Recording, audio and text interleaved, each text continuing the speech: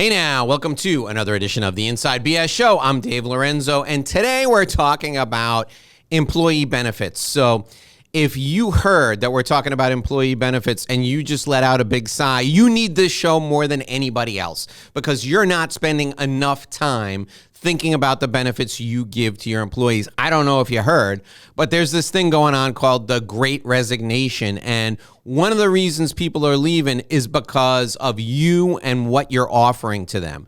So sit back and relax. Join me and my guest, Mark Shore, as we talk today about what you're giving to your employees and how you can make that a competitive advantage.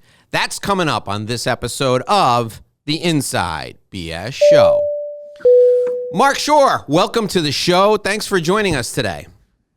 Well, thank you for having me, Dave. It's a pleasure and an honor. All right. Well, I want you to tell us what you do because you have, in my opinion, a really interesting background. Tell us what you do and tell us how you got here. Yeah, sure. So what do I do? The land of many answers. So we are an employee benefits insurance broker and advisor. So we take to our clients solutions that can help them make offerings to their employees that help recruit, retain, and reward those employees. We're talking about policies that are their health insurance, their life insurance, dental, vision, disability, and 401k. All the things an employee would sit down and sign up for on their first day of work. You know, how did I get here? That's $1 million question. A lot of people in our business views that insurance brokers, we are the land of the C+ student. This is where we all came to prosper, I guess. I kind of actually have a bit of, I think, a unique path. Most of us just kind of fell into this business. Maybe they had a parent or a friend or something that did this. I actually got a degree in Actuarial Science from the University of Connecticut back in the 90s. So that, for anyone that knows what it is an insurance-specific degree. And from there, believe it or not, I started right off in the insurance industry with the old U.S. Healthcare before they were purchased by Aetna. We did some special pricing things. I then migrated over to New York City up the New Jersey Turnpike a little bit, and I worked for a company called Milliman USA, Actuaries and Consultants. Then I went to one of the big, at the time, was the big four accounting firms. PricewaterhouseCoopers did the same thing for them. And then I got gobbled up by a regional insurance provider called what's now called Emblem Health. About 20 plus years ago, I went off into the broker world. And about 12 years ago, I started my own. I just figured, if you're not working for yourself, you're being underpaid. I couldn't agree with you more. That's terrific. So actuarial science, if I give you my medical history, can you tell me when I'm going to die? No, but I can tell you when you're going to get sick. Well, you probably, these days, you probably got a 50-50 shot of being right. It's pretty like easy. It's really not that hard. I'm going to be in a room full of people. Oh, you're going to get sick. Exactly. All right. So let's talk about some common misconceptions with benefits, Mark, right? So what do you hear from people when you say, I'm a benefits consultant? I mean, their first reaction is, hey, I'm all set. But they don't, these days, the work environment is extremely competitive. Has the attitude changed? Are people more open to having discussions with you? And what are some of the misconceptions that people have when you talk about benefits consulting with them? Sure. So the employers have pulled almost a 180 in how they are viewing the benefits. I mean, a lot of them some always did, but a lot more, especially, in your intro, you mentioned the Great Resignation. We're seeing more and more employers unwilling to pass on the cost of the increases or the benefit deflation to the employees. They're picking up a larger portion of the tab. I've always advised my clients that they really shouldn't be looking at the benefits in a silo. It's part of the overall compensation program. If you pay your employees a lot of money, maybe you don't need to contribute as much towards the cost of their benefits as other employers. We see a lot of not-for-profits that don't pay their employees a lot of money that will pick up 100% of the employee benefits tab.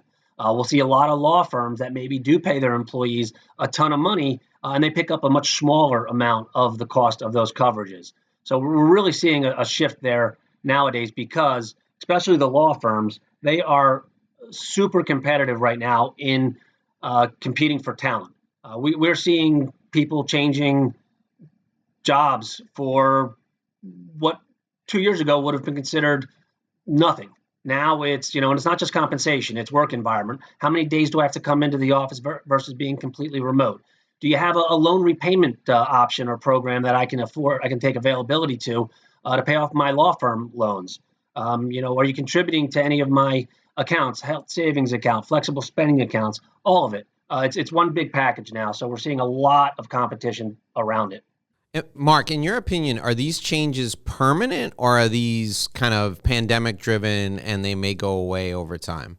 Yeah, I think some of them will stick. Some of the things that maybe aren't quite related to the employee benefits may stick, like the remote work environment.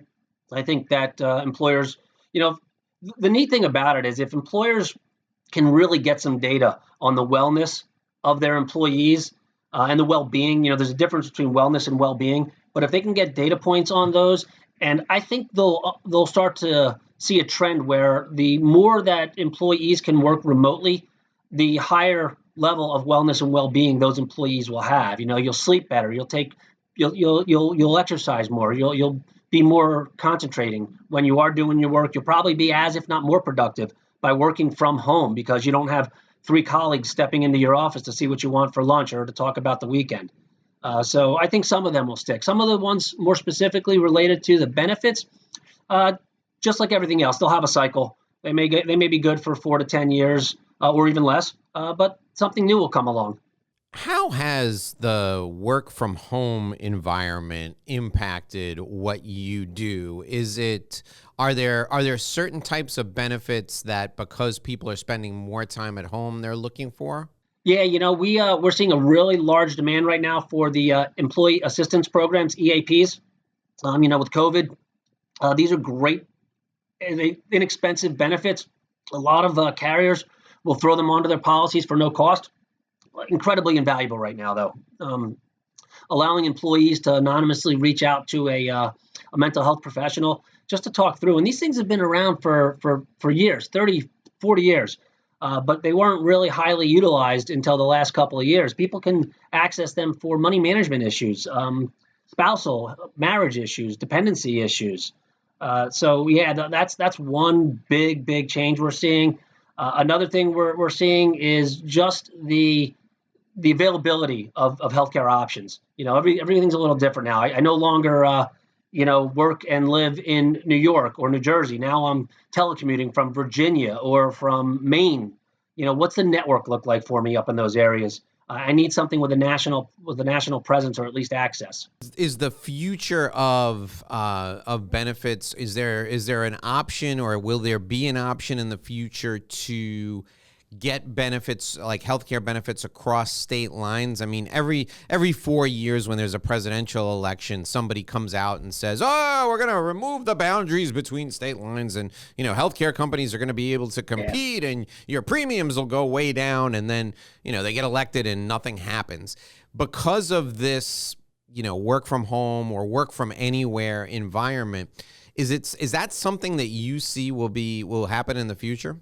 I don't see it happening in my lifetime, and realistically, there's too much to lose for the insurance carriers, truthfully, and they are the biggest lobbyists in this realm. Right now, if you take a plan in New York and you want that same or similar plan in New Jersey, it's likely to be, if you're in what's called a community rated environment, it's likely to be 20% less, at least in New Jersey, if you can do it. So there's too much to lose. The carriers don't want it, no matter what they posture and say publicly. And then they may not even be saying it publicly, or so. But I don't think it'll happen. Not in my lifetime. You're more likely to see a single payer system in my lifetime than that, I believe. Okay, so talk about your day-to-day work and what you do. It used to be. I'm thinking back to when I worked for a big company. There was like a season for us to pick healthcare, right? There was open enrollment season. Is that gone now, or does that still exist? Yeah, no, it exists, but it's not. It could be different for every client. Most clients renew on the first of any given month. Back in the day, 70% of plans all started on January 1st. So, November to December was hellacious for all the brokers and all the employers, et cetera, because they were all competing with the carriers for their attention to try and get the best deal that they could get. We're seeing a bit of a dispersion now. The majority of the groups, the larger ones especially, probably still renew on or about Jan 1, but we're seeing a bigger dispersion. And sometimes that was just because, hey, 1 year, someone couldn't get it together for Jan 1, so their renewal date moved to February 1st, and now they renew February 1st every year. So I think for the most part, the majority, still probably renew on, or I shouldn't say the majority, the largest renewal date is probably still January 1st, but we've got a pretty big dispersion across the rest of the months now. Okay, so Mark, I want you to take a minute and think about this. I'm going to give you a minute to think about it. There's a lot of people who listen to the show, who watch the show, who want to be an employer of choice, and they always want to be at the top tier for everything. So I want you to outline for us, right after I read this spot from our sponsor, I want you to outline for us what the pinnacle, the platinum or titanium level of benefits would be. Forget about firm size for now. Let's just say they can afford whatever. Tell us what the top tier would be so that people have something to shoot for. And we're going to do that in just 1 minute. I need to remind folks right now that we're brought to you by Sandrowski Corporate Advisors. For over 35 years, Sandrowski has helped people with dispute advisory, business valuation, litigation support, forensic accounting. Think about it this way. You've got an accountant, you've got a bookkeeper right now, and let's say you're going to merge with another firm, and the other firm is going to give you some cash, and they're going to give you shares of stock, and you need to know what your firm is worth. And, your day-to-day accountant, your day-to-day CPA, they're good at what they do from producing the financial reports and that sort of thing. But you want to bring in somebody who's detached to give you a business valuation so you know what your firm is worth. That's when you call Sandrowski.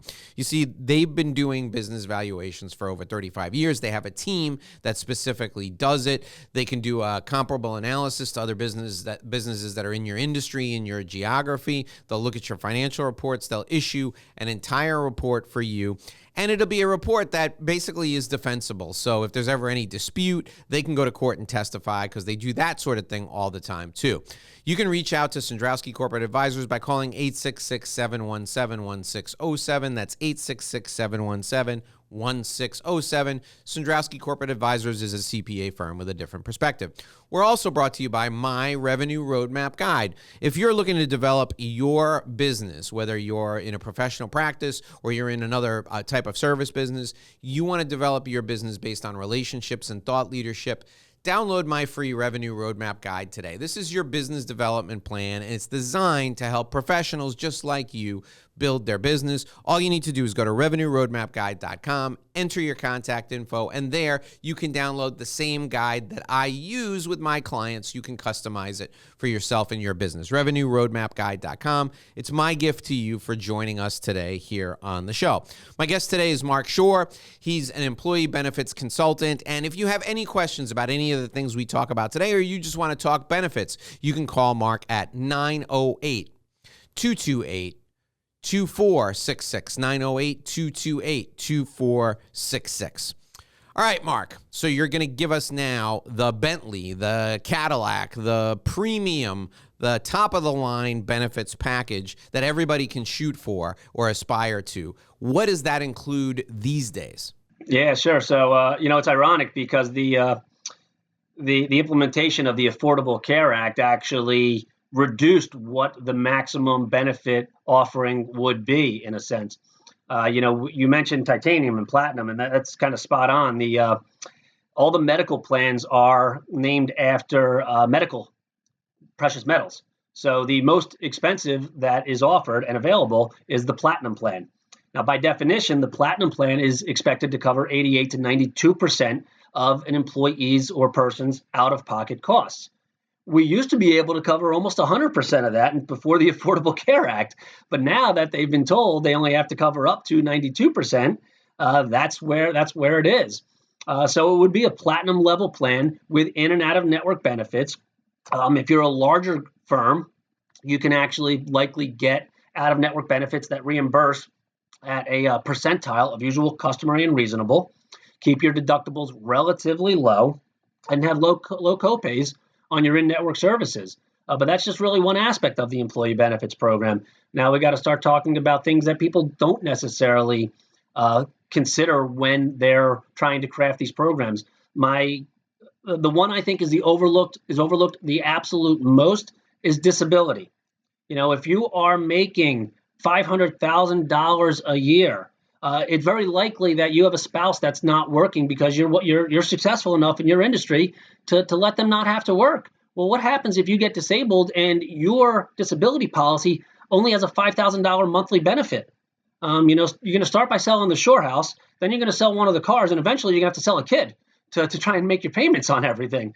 So we look at the disability benefits really, really closely to make sure that the definition of disability is adequate for the population, the level of payment is adequate, and whether or not that payment's going to be on a tax-free or a taxable basis.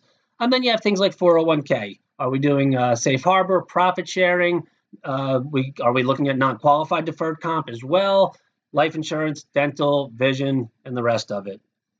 So there's a lot of moving parts. Now, I'm so glad you talked about disability insurance, because the average person who's working is more likely, the average entrepreneur who's working is more likely to get disabled during their work years than they are to die during their work years, right? So Absolutely. that is, and forget about the fact that you're depending on your income. What if this goes on for a significant period of time? Then you really have there's really an issue there. Mark, talk about what disability insurance tends to cost, because I hear a lot of people say, well, it's an additional expense and I don't really want it. I don't think it's that expensive, right? Yeah, it somewhat depends on the person. If it's a group policy, it's typically not very expensive at all. If it's an individual policy, it will be more costly, but more worth it. So it varies based on your age, your occupation, and any underlying conditions. So the individual policies are always completely underwritten. And if you have any types of underlying conditions, they'll either be excluded or you'll have your cost increased or you'll be outright declined. For a group policy, it's all what we call guaranteed issue, or the majority of it is, and it's very, very reasonable.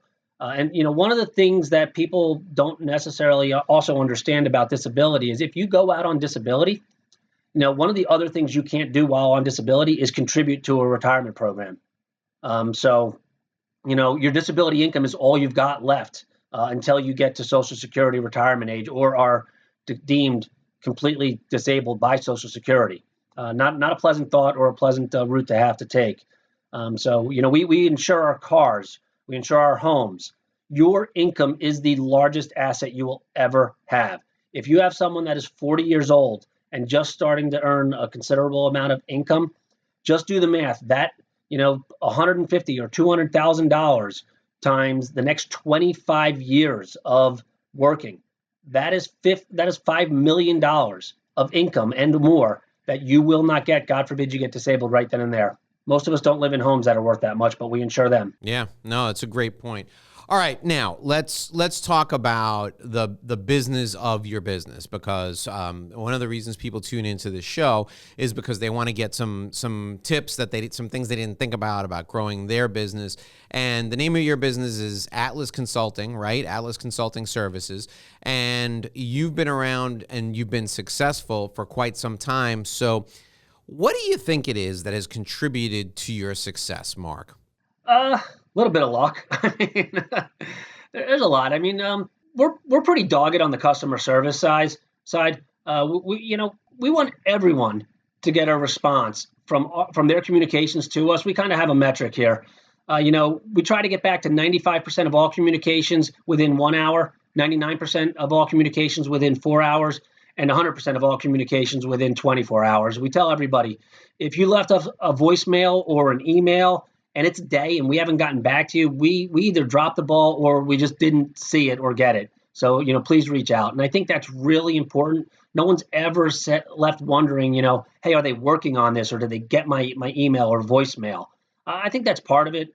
Another part of it is we really think outside the box. We're not trying to stick square pegs in round holes. Every employer is unique and different. And while there may be similarities across the board for a lot of them, there's different goals and strategies with these programs, and you really got to pull the layers of the onion back to find out what that is so you can put your employer in the best position for them. It may not be the least expensive, but it'll be the best position for them to succeed in what they're trying to achieve. I think it's a lot of that. It's a collaborative approach. Okay, that's great.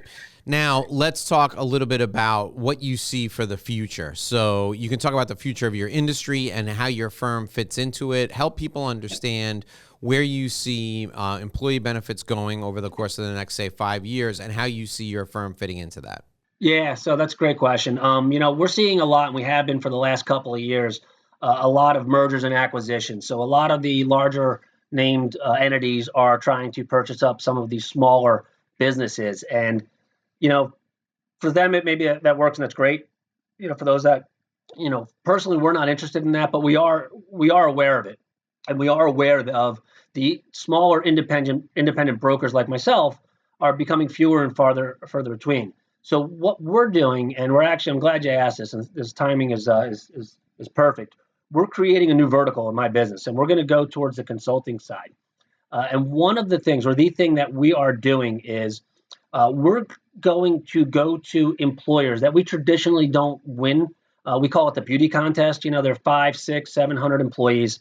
They don't want a boutique firm like myself because, you know what? Hey, Dave, no one ever got fired for hiring Aon or Marsh, right? COO has a little bit of cover your ass in there. So what we're doing is we're going to those employers and saying, listen, I get it, but that might not be the right choice for you. You might get their C team. When I can bring you to a larger than boutique, but not a named alphabet house, and get you on their A team. So we're going to these employers, we're interviewing them, finding out what their strategy is, what their goals are, what their needs are. The need of a law firm is entirely different than the need of a manufacturing company. Law firms traditionally, they've got to come over to, the modern side, but we're going to need to start moving everything to electronic, employer-employee portals, this paper world that the manufacturing companies still live in. That's got to kind of go away.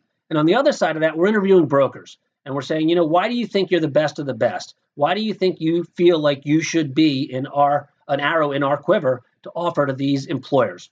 And then we're going to marry the two. We're going to basically remove the politics from it, because right now when a law firm says, hey, you know what, our broker stinks and we need a new one, who do they ask? They ask the COO, they ask the managing partner, the HR director, the benefits administrator. And you wind up with a golfing buddy, a brother-in-law, a former broker from the last employer, and maybe a good friend or a referral sitting at the table, and none of them may be the right choice. Or the managing partner's pushing his golfing buddy on the COO who they don't think's a fit. So we're going to take that out. We're going to take the politics out of there and then show them the metrics why we think somebody over here is a better fit. And the best part is we're not even charging the employer. We're charging the broker that wins the case. So the employer gets our services for no cost to them. We make sure they get the right fit, and we manage that relationship for the life of it. Oh, that's tremendous. I think that's a great idea. I love that. I think that's that's really, really smart. And it's a great way for you then to look at the services that you provide, and you get to look under the hood of all of these other firms and determine, these guys are good. These guys are they do things kind of halfway. So you not only get the revenue from the consulting, but you also get to see a whole aspect of the business kind of from the inside. Yeah, well, yeah, and that's absolutely right. But also what's very important for us to make clear to both the employers and the brokers is if we're entering into this arrangement, we're not competing for that employer's business on this.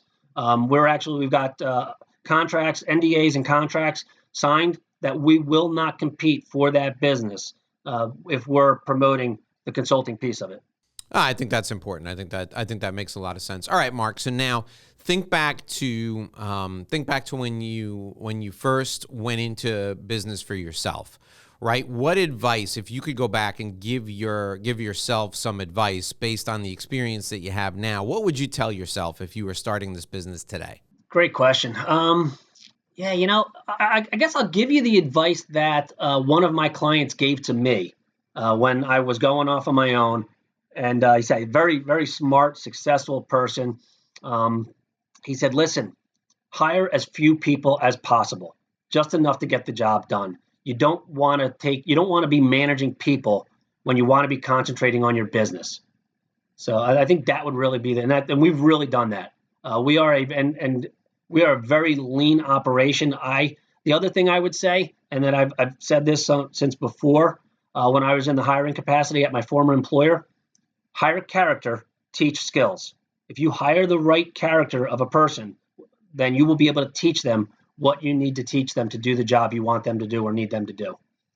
I think those are both great pieces of advice. I completely agree with both of those. If you looked at my business, I've got, 3 full-time employees, and 2 of the 3 are actually 1099 contractors who I work with on a full-time basis. So I completely agree with that. And then, hire the smart, capable, good character person and teach them the technical skills. Man, that's never been truer than what I see in people's sales teams, right? You get somebody who's a top producer who nobody can stand to be around, and he's just destroying the culture of the firm and, absolutely grating on people's nerves all day long, and you feel like you can't get rid of him or her because they're the top producer. That's a terrible spot to be in. That's like a success you can't stand.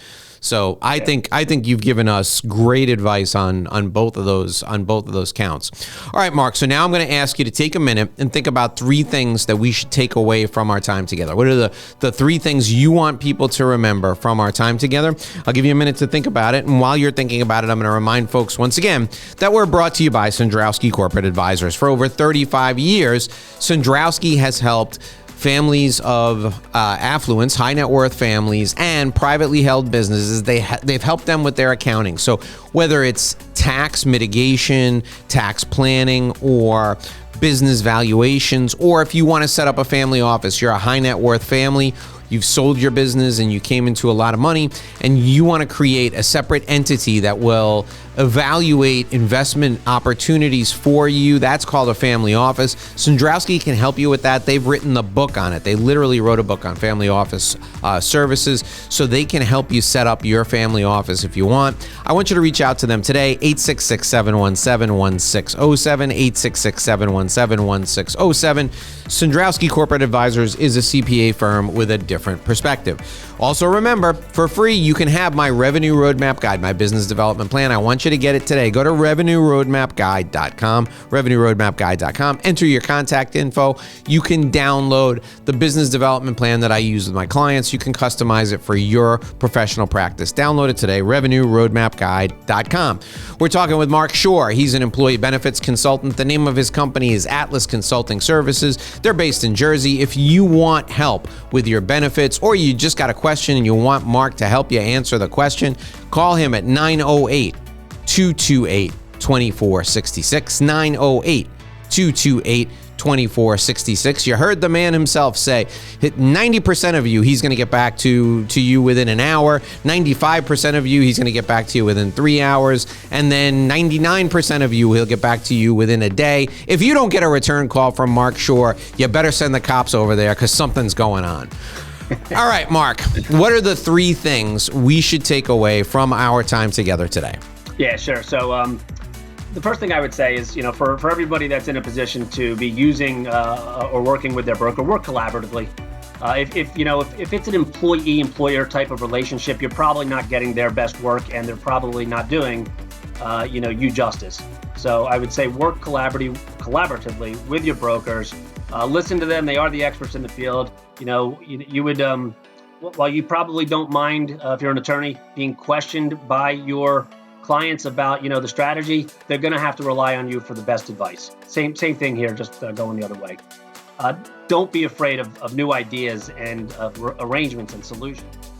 All right, so you can reach out to Mark at 908-228-2466, 908-228-2466. Mark Shore, it was great having you on today. Thank you so much for enlightening us with your business advice and for taking us inside, giving us the inside BS on benefits. We really appreciate it. Alrighty, folks, that'll do it for this episode of the Inside BS Show. If you like what you heard, leave us a comment. You can even leave us just a hey now down in the comments. Just say, hey now, Dave. Hey now, Mark. Great show. We appreciate it. Your feedback helps us adjust. It helps us improve. It helps us grow. So leave us a comment down below. We will be back here tomorrow with another great interview. Until then, my name is Dave Lorenzo, and here's hoping you make a great living and live a great life.